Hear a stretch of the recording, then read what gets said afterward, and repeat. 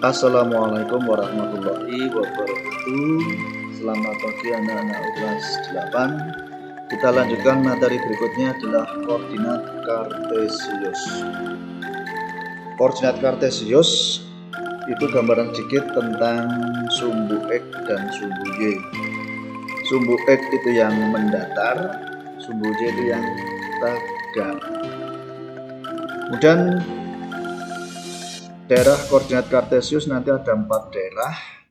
Kita bagi, yang pertama kuadran 1, daerah dengan X positif dan Y positif.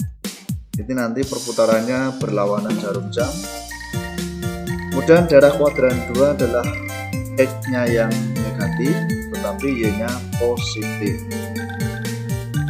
Kemudian daerah kuadran 3 semuanya negatif, X negatif, Y-nya negatif. Terakhir kuadran 4, X-nya positif, Y-nya negatif.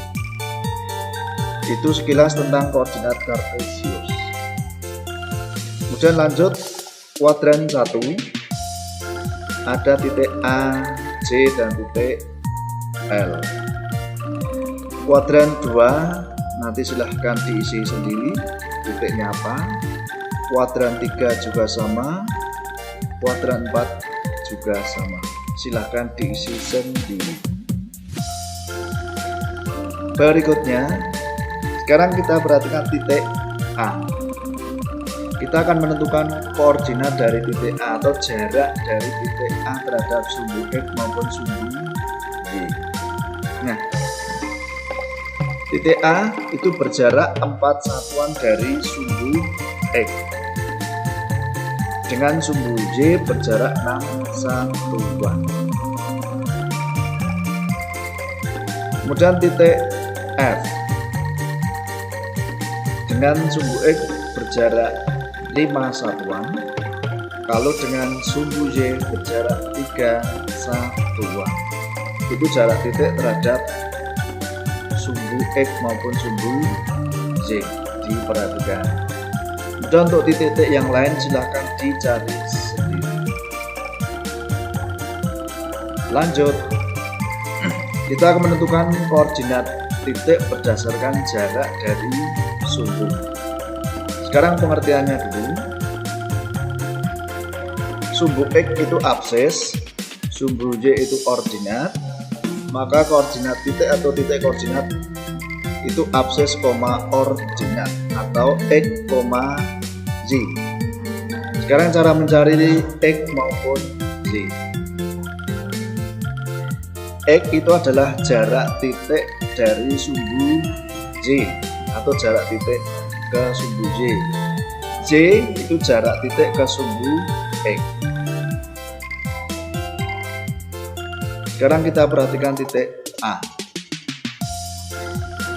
A, jarak titik A terhadap sumbu Y adalah 6 satuan, berarti nilai X-nya adalah 6. Kemudian Y, jarak titik A terhadap sumbu X, jaraknya 4 satuan. Syarat yang ketiga, titik A itu ada di kuadran 1, berarti X maupun Y semuanya bernilai positif. Maka koordinat titik A adalah X, Y. X-nya 4, X-nya 6, Y-nya 4, berarti 6,4. Berikutnya titik F, langkahnya sama seperti A tadi. X itu jarak titik F terhadap sumbu Y, 3 satuan. Y jarak titik F terhadap sumbu X, 5 satuan. Kemudian titik F itu berada di kuadran 3. Kuadran 3 itu X-nya negatif, Y-nya juga negatif. Maka koordinat titik F adalah min 3, min 5 atau negatif 3, negatif 5. Untuk titik yang lain kita ambil titik H. X itu 8 satuan dari sumbu Y. J 6 satuan dari sumbu X. Kemudian titik H itu berada di kuadran 4. Karena kuadran 4 berarti X-nya positif, Y-nya negatif. Maka koordinat titik H adalah 8, negatif 6.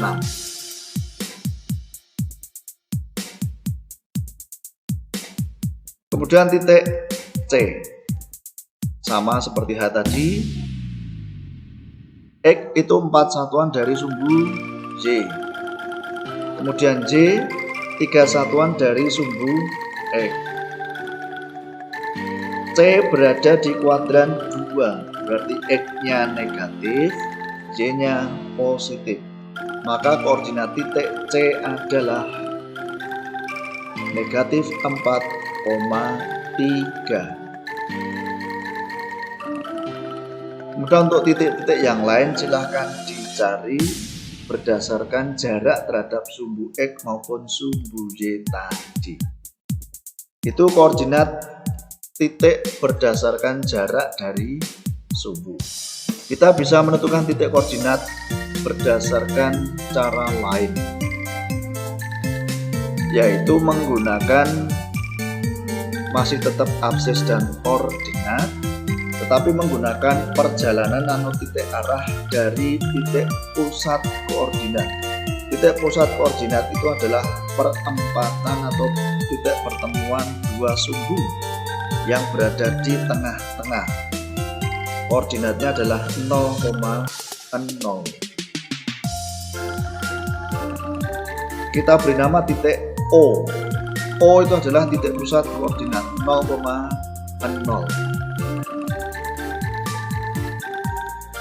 Menentukan titik koordinat ini kita mulai dari titik O atau titik pusat. Kita melakukan perjalanan, arahnya ke kanan atau ke kiri, berarti searah dengan sumbu X.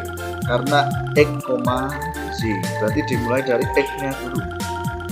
Arahnya ke kanan atau ke kiri.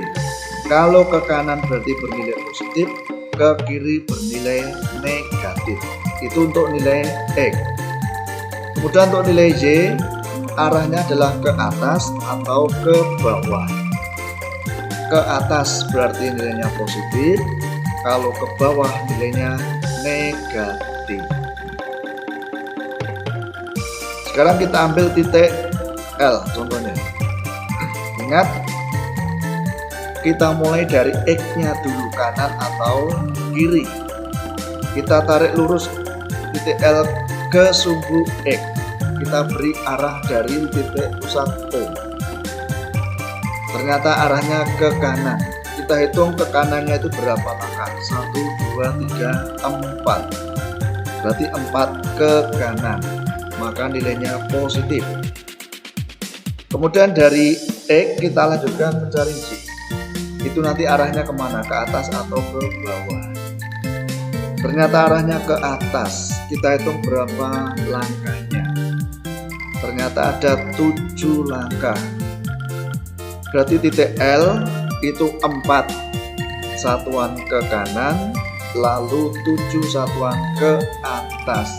Ke kanan positif, ke kanan ke atas positif. Maka koordinat titik L adalah 4,7. Titik I 7 satuan ke kiri, dilanjutkan 2 satuan ke bawah. Ke kiri negatif, ke bawah negatif, berarti nanti semuanya negatif. Maka koordinat titik I adalah negatif 7, negatif 2. Baik, kita lanjutkan lagi. Sekarang menentukan posisi titik terhadap titik tertentu, atau posisi suatu titik terhadap titik yang lain. Kita ambil contoh. Tentukan posisi atau koordinat titik A terhadap titik pusat, B terhadap titik D, C terhadap titik B. Untuk yang terhadap titik pusat, langkahnya seperti tadi sama. Kita hitung berapa langkah dari titik asal atau titik pusat O yang merah itu. Titik A itu 6 langkah ke kanan, berarti positif. Dilanjutkan 4 ke atas, positif. Ke kanan positif, ke atas positif. Maka koordinat titik A adalah 6,4. Itu terhadap titik pusat. Sekarang yang kedua terhadap titik D. Koordinat titik A terhadap titik D. Berarti yang sebagai titik asalnya adalah titik D. Perhatikan titik D. Kita akan melakukan perjalanan dari D ke A. Langkahnya ke kanan atau ke kiri, kemudian ke atas atau ke bawah. Oke, yang pertama, mulai dari titik D. Ternyata 13 ke kanan. Ke kanan berarti positif. Setelah itu dilanjutkan ke atas. Ke atasnya adalah 6 satuan, juga positif. Berarti koordinat titik A kalau terhadap titik D itu adalah 13,6. Kalau terhadap titik asal atau titik pusat tadi 6,4, tetapi kalau terhadap titik D 13,6. Oke, sekarang koordinat titik A terhadap titik B. Berarti yang sebagai titik asal adalah titik B. Sama seperti tadi, lakukan perjalanan dari B ke A. Arahnya kanan kiri dulu, baru atas atau bawah. Dari titik B ke kiri 2 satuan. Ke kiri berarti negatif. Dilanjutkan ke atas berarti positif. Ke atasnya adalah 10 satuan. Dihitung kotaknya itu ada 10 satuan. Maka koordinat titik titik A terhadap titik B itu adalah negatif 2,10. Berarti koordinat suatu titik itu bisa berbeda-beda tergantung dari titik asalnya apa. Titik A nanti kalau dengan titik C itu juga berbeda lagi koordinatnya. Dengan titik G berbeda lagi. Hanya nanti secara umum untuk koordinat suatu titik itu berdasarkan titik pusat koordinat, yaitu titik O. Selanjutnya adalah posisi garis terhadap sumbu X maupun sumbu Y. Kita berikan koordinat kartesius sumbu X, sumbu Y, kemudian garis K. Nah, perhatikan garis K. Garis K itu memotong tegak lurus terhadap sumbu Y. Tegak lurus itu sudutnya 90 derajat. Tetapi terhadap sumbu X, garis K itu adalah sejajar. Itu untuk garis K. Kita beri contoh garis yang lain. Garis L. Ini garis L. Dari gambar, garis L itu memotong tegak lurus sumbu X. Tetapi dengan sumbu Y, garis L adalah sejajar. Itu posisi garis L terhadap sumbu X maupun sumbu Y. Kita berikan contoh satu garis lagi, garis M. Nah, ternyata garis M itu adalah memotong kedua sumbu sekaligus, baik sumbu X maupun sumbu Y. Sudutnya berapa belum tahu. Yang jelas posisi garis M terhadap sumbu X maupun sumbu Y adalah memotong sekaligus. Itu posisi garis terhadap sumbu X maupun sumbu Y. Lanjut. Sekarang kita menggambarkan suatu titik pada koordinat kartesius. Saya berikan 4 titik P, Q, R, dan S. P 2,3, Q 7,3, R 7, min 3 dan S 2, min 3. Kita gambarkan satu persatu, kita mulai dari titik P. P adalah 2,3, artinya X-nya 2, Z-nya 3. Berarti pada sumbu X angka 2 kita buat garis ke atas, pada sumbu Y angka 3 kita buat garis mendatar. Pertemuan dua garis itulah titik P. Gambarnya seperti itu. Kemudian yang kedua titik Q. 7,3, X-nya 7, berarti pada sumbu X, Z-nya 3 pada sumbu Z. Berikut titik Q. 7, min 3, X-nya 7 pada sumbu X, Z-nya negatif 3, berarti yang di bawah. Titiknya pada gambar.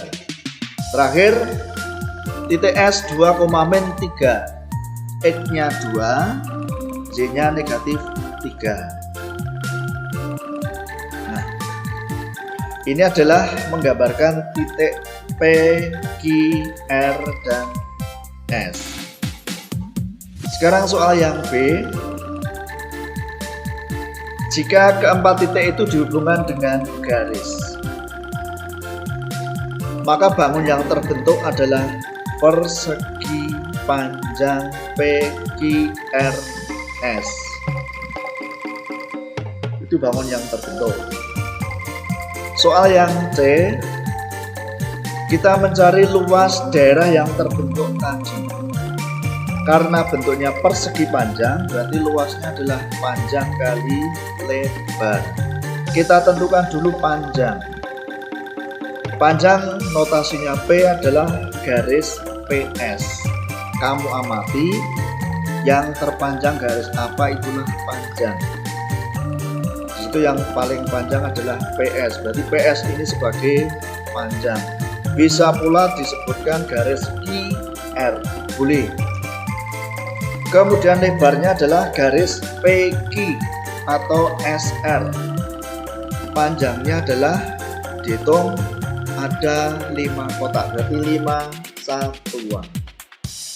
Maka luas daerahnya adalah panjang kali lebar 6 kali 5, 30 satuan persegi. Baik, itulah materi yang kita sampaikan. Semoga nanti bisa membantu kita untuk memahami diagram atau titik pada bidang kartesius. Demikian, terima kasih. Assalamualaikum warahmatullahi wabarakatuh.